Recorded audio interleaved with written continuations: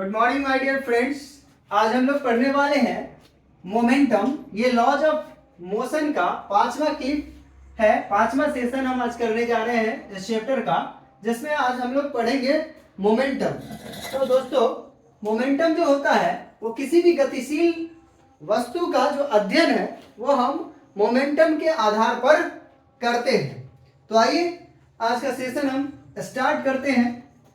सबसे पहले हम जानते हैं कि मोमेंटम है क्या, मोमेंटम का डेफिनेशन क्या होता है, इसका एसआई मात्रक क्या होता है, इसकी विमा क्या होती है, और फिर संवेग के बारे में हम अच्छे से स्टडी करने के बाद हम ये जानेंगे कि संवेग जो है, संवेग संरक्षण सिद्धांत क्या है, यानी कंजर्वेशन ऑफ मोमेंटम क्या है।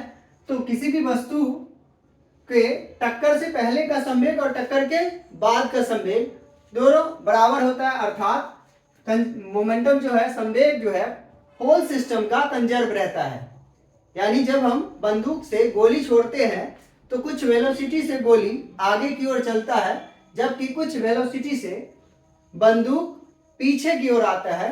लेकिन जब हम गोली छोड़ते हैं तो जो आगे की ओर बंदूक से गोली जाती है और बंदूक जो है वो पीछे की ओर आता है, इन दोनों का जो मोमेंटम होता है वह मोमेंटम, यानी बंदूक से जब गोली को हम फायर करते हैं तो फायर से पहले का जो मोमेंटम होता है संवेग, और फायर के जो बाद का मोमेंटम होता है वो इक्वल होता है। यानी जब दो ऑब्जेक्ट आपस में टकराती है तो उन दोनों ऑब्जेक्ट का जो मोमेंटम होता है वो टकराने से पहले का संवेग या मोमेंटम जो है और टकराने के बाद का संवेग दोनों आपस में बराबर होते हैं। तो आइए सबसे पहले हम मोमेंटम को स्टार्ट करें।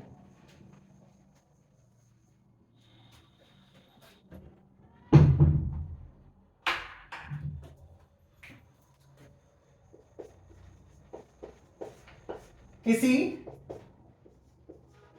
गतिशील वस्तु का अध्ययन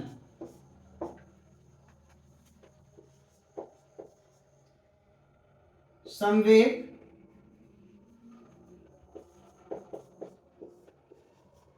के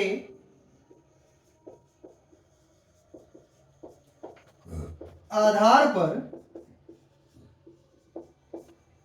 किया जाता है। ठीक है दोस्तों, अब आइए जानते हैं कि संवेग किसे कहते हैं।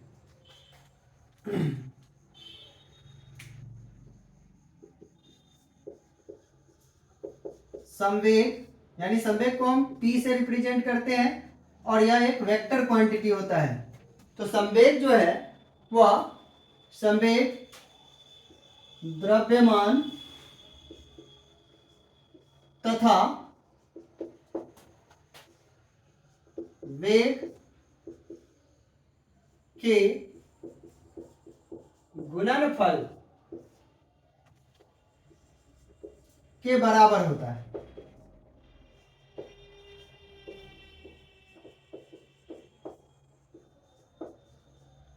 अर्थात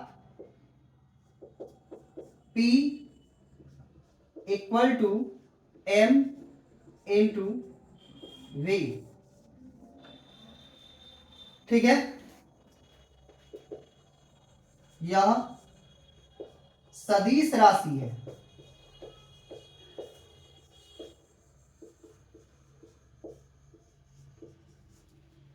ठीक है, अब चाहे तो यहाँ पे हेयर लिख सकते हैं कि M जो है यहाँ क्या है, मास है, और V जो है वो velocity.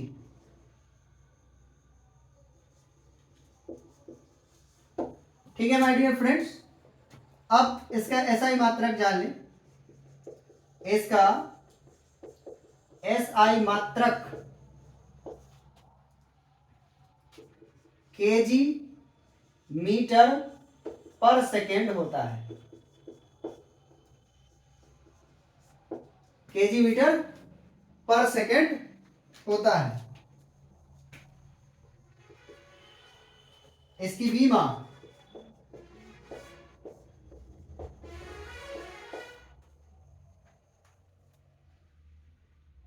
M L T inverse होता है। ठीक है दोस्तों, साफ साफ आप लोगों को दिखाई दे रहा होगा, एकदम क्लियर। बिल्कुल सही दिख रहा है।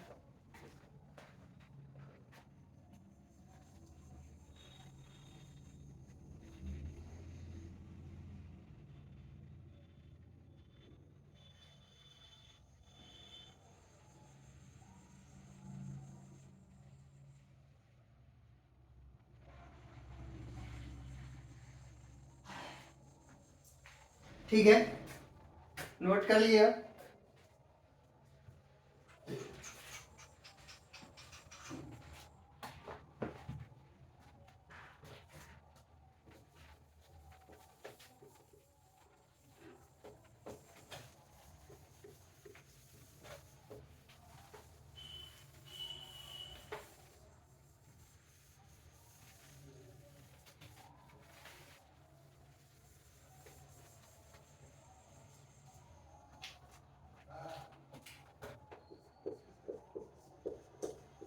संवेग को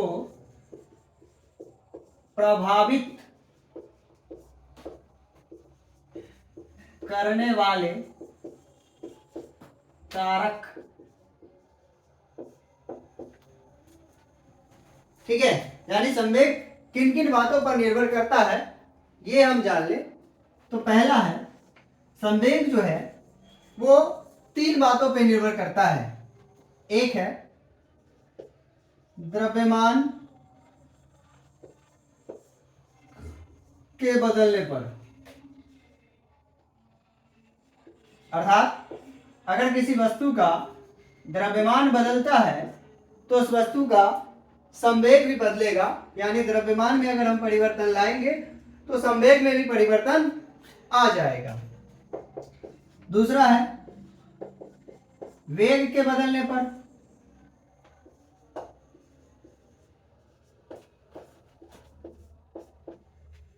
तीसरा दोनों के बदलने पर।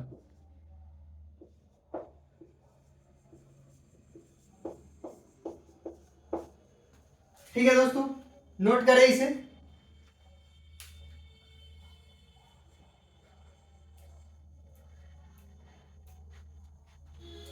अब एक टॉपिक आता है इसी के साथ हमें पढ़ना रहता है, जिसका नाम है आवेग, जिसे इंग्लिश में कहते हैं इम्पल्स।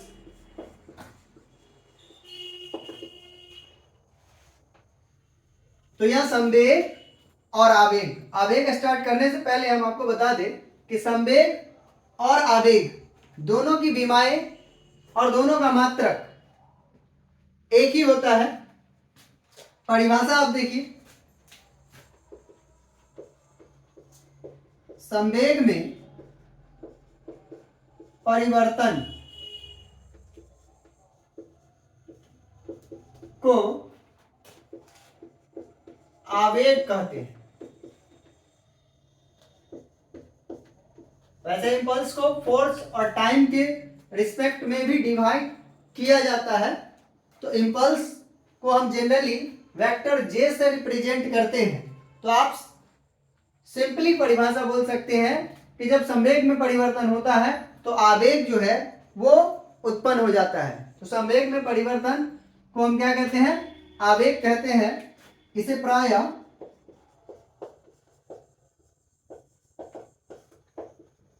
जे से यानी वेक्टर जे से सूचित किया जाता है।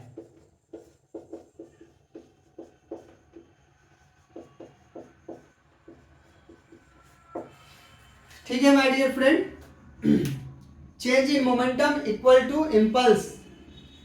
तो मोमेंटम और इम्पल्स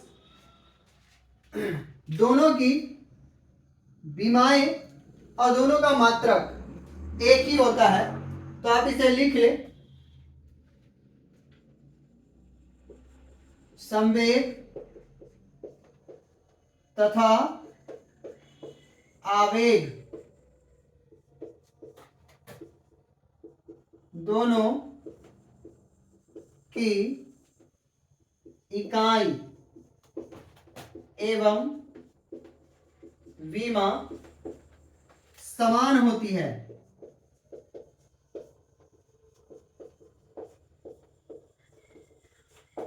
ठीक है माय डियर फ्रेंड्स, आप यहां तक नोट करें।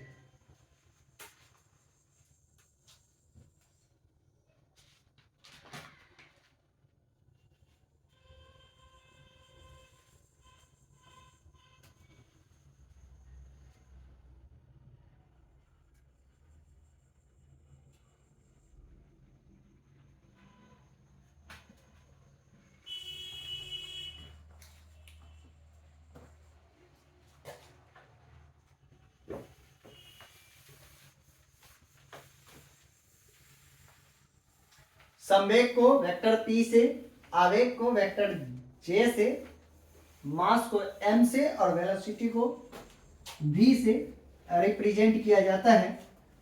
तो दोस्तों आज का सेशन हम यही समाप्त करते हैं क्योंकि अभी हमें एक पार्टी में जाना है तो थोड़ा समय का अभाव है, इसलिए आपका लंबा वीडियो नहीं बना पा रहे हैं।